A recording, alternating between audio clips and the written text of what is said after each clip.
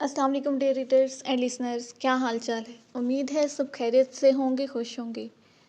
एक तो नावल है सिर्फ तुम, एपिसोड 39, वॉइस ओवर बाय अरवा। अगर कोई चैनल पर न्यू है तो जल्दी से चैनल को सब्सक्राइब कर लें। चलें जी, नावल का आगाज़ करते हैं। सिकंदर उठे। माही सिकंदर को हिलाने लगी जो सो रहा था। माही उसके ऊपर खड़ी थी।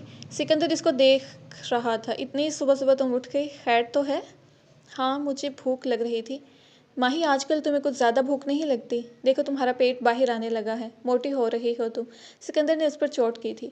माही आईने के सामने जाती खड़ी हुई थी। सिकंदर! माही ज़ोर से चीखी थी। क्या हो गया है? आपने मुझे मोटी कहा। मैं आपसे बात नहीं कर रही, मैं मोटी हो रही हूँ। सिर्फ आपकी वजह से हो रहा है ये सब। माही सू सू करती बोली।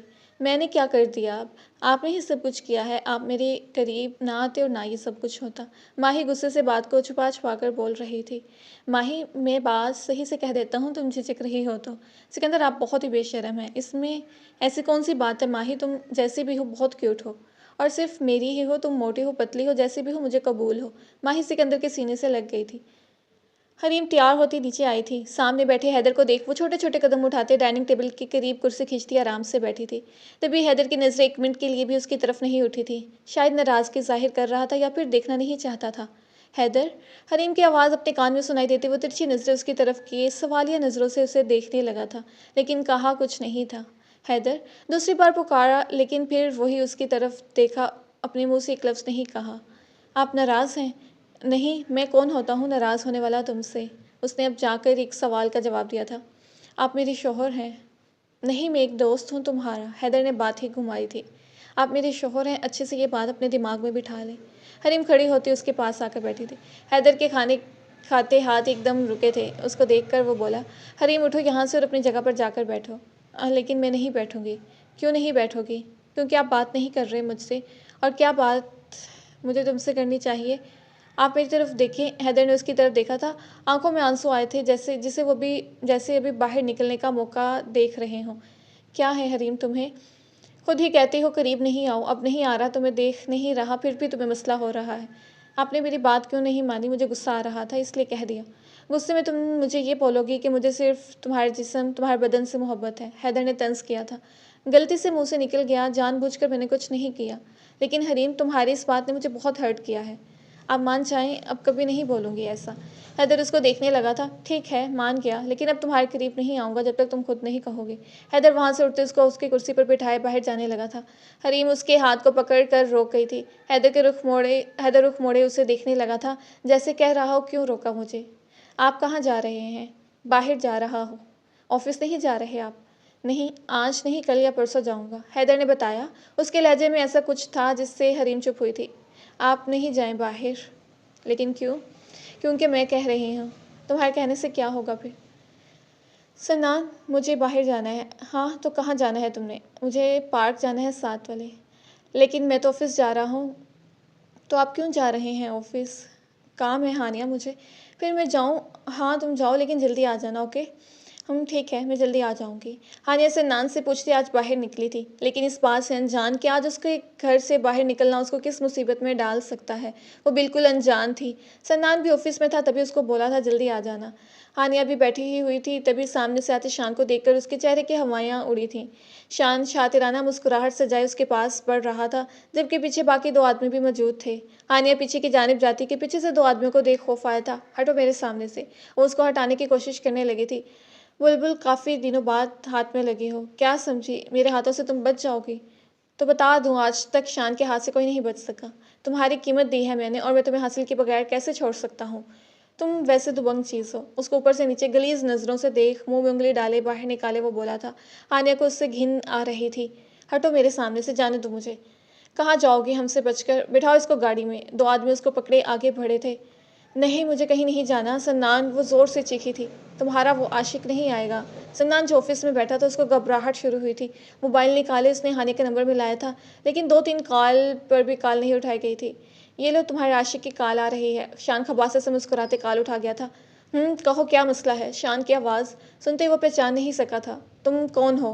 तुम्हारी बीवी का पुराना आशिक, जिसके साथ अभी वो बरहन हालत में मौजूद है।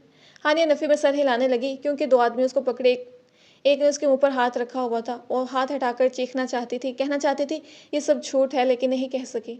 ये क्या बकवास है, किधर है हानिया? सन्नान को गुस्सा आया था। अरे गुस्सा क्यों करते हो, अब तो तुम्हारी गैरत पर बात आई है। छोड़ दो उसे। शान बड़े गलीज लहजे में मुखातिब था। तुम्हें। सनान इससे पहले कि कुछ बोलता कि वो कॉल काट चुका था। सनान उसके नंबर को ट्रेस करने की कोशिश करने लगा। अपनी गाड़ी की चाबी निकाले वो उसकी लोकेशन जो ट्रेस कर रहा था। शान अपने पीछे किसी की गाड़ी को मुसलसल फॉलो करते देख समझ गया था कौन है जो उसके पीछे आ रहा है, लेकिन शान बेवकूफ़ ये नहीं समझ पाया कि मोबाइल गाड़ी से कहीं दूर फेंक दे, जिसकी वजह से वो लोकेशन ट्रेस करते उनके पीछा कर रहा है। हानिया के बगैर सनान अधूरा था, साथ इससे जो मोहब्बत इश्क सनान को था वो हानिया अब समझी थी। हानिया अपने आप को बचाने की मुकम्मल कोशिश कर रही थी। दो आदमियों के हाथ उसके जिस्म को छू रहे थे। उसको अपने आप से घिन आ रही थी। वो मरने की दुआएं करने लगी थी। सन्नान की धड़कन तेज़ रफ्तार से चल रही थी। हानिया तुम्हें कुछ नहीं होगा। गाड़ी को तेज़ रफ्तार से चलाए वो उसका अब तक पीछा कर रहा था, लेकिन बस उसके सामने उसके साथ गाड़ी आई थी। लेकिन शान ने कभी सन्नान को देखा नहीं था, इसलिए समझ नहीं पाया कौन है उसके साथ वाला। सन्नान की नज़र पीछे की जानिब बैठी हानिया पर पड़ी, जो मचल रही थी अपना आप छुड़वाने के लिए। छोड़ो मुझे, हानिया चीखी थी। तभी एक आदमी उसकी कमर को ज़ोर से पकड़े अपने करीब तक करते अपने होंठ उसके चेहरे के जानिब ले गया था। हानिया बस दुआएं कर रही थी, एक तो सन्नान आ जाए या तो उसकी रूह अभी निकल जाए। सन्नान की नज़र जब इन लोगों पर पड़ी, तेज़ रफ्तार से गाड़ी उसके सामने लाते रोका था। शान अपने आगे गाड़ी रुके देख गाड़ी से उतरा था। हाँ भाई, कौन हो तुम? तुम्हारी मौत। सन्नान एक के बाद एक मुक्का उसके मुंह पर जड़ रहा था। हानिया इन दो आदमी की कैद से निकलने की कोशिश करने लगी थी। तभी उस आदमी की गन से निकली गोली हानिया को लगी थी। हानिया ज़मीन पर बैठती चली गई थी। सन्नान उस तक दौड़ कर पहुंचा। इतने में वो लोग भागने की करते कि सामने से आती पुलिस की गाड़ी उनको घेरे में ले चुकी थी। इनको अंदर करें। सन्नान हानिया को लेता अपनी गाड़ी में बिठा गया था। हानिया का मुसलसल खून बह रहा था और साथ में जितनी जल्दी हो सकता था वो गाड़ी चला रहा था। तुम्हें कुछ नहीं होगा। हानिया आंखें खोलो। सन्नान पागल दीवाना वार चीख रहा था। उसकी जान जा रही थी। उसको लग रहा था कि अगर हानिया को कुछ हो गया तो क्या होगा। उसका गाड़ी को रोकता उसकी तरफ वो उसके होंठों को अपनी कैद में लेते अपनी सांस से उसके अंदर अंडेल रहा था। हानिया खांसती हुई हल्की सी आंखें खोल रही थी। चोट गहरी थी, लेकिन सन्नान के लिए उसका होश में आना ज़रूरी था। हानिया की आंखें फिर बंद होती कि सन्नान बोला, आंखें खुली रखो प्लीज़, वरना मैं मर जाऊंगा। हानिया कोशिश करते आंखें खुली रख रही थी। अस्पताल पहुंचते वो उसको अपनी बाहों में उठा गया था। हानिया की आंख बंद हुई थी, जिसके बाद वो चीखते हुए बोला, किधर है डॉक्टर? मेरी बीवी को अगर कुछ हुआ तो मैं तुम्हें मार डालूंगा। इसे लेकर आईसीयू में डॉक्टर गए थे। हानिया के सीने में गोली लगी थी। सन्नान का दिमाग ख़राब हो रहा था। वो इधर से उधर चक्कर लगा रहा था। आज उसे सही मानों में पता चला था कि हानिया से उसका रिश्ता रूह का है। अगर हानिया को कुछ हुआ तो शायद वो भी उस दुनिया में नहीं रह सकता।